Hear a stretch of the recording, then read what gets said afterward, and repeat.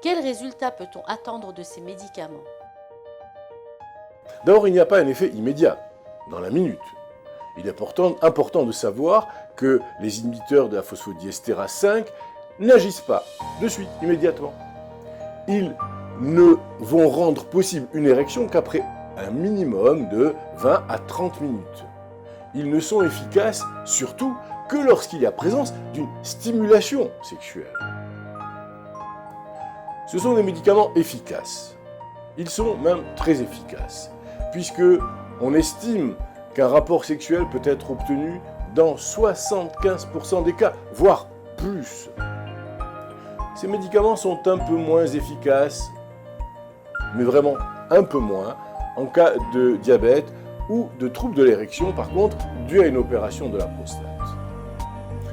En outre, l'efficacité des inhibiteurs de la phosphodiestérase 5 ne peut être évaluée que s'ils ont déjà été utilisés entre 2 et 6 fois. Les durées d'action, le sildenafil et les vartéine sont des produits ayant une action relativement courte. Leur effet se maintient pendant 4 à 5 heures. Le tadalafil, le Cialis, a une durée d'action nettement plus longue, jusqu'à 30-36 heures.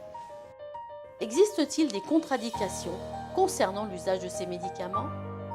Alors, on a beaucoup parlé du risque d'infarctus du myocarde.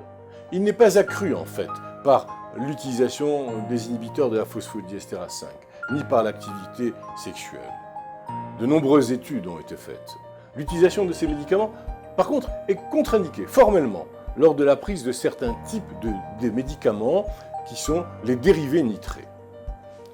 Ces facilitateurs de l'érection restent donc des médicaments, je l'ai dit précédemment, obtenus sur prescription.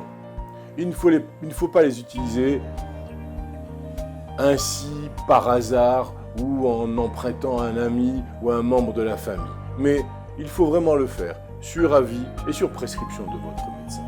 Et puis une recommandation importante, n'achetez jamais ces produits sur Internet en vente libre car vous ne savez pas qu'est-ce qu'on peut vous proposer.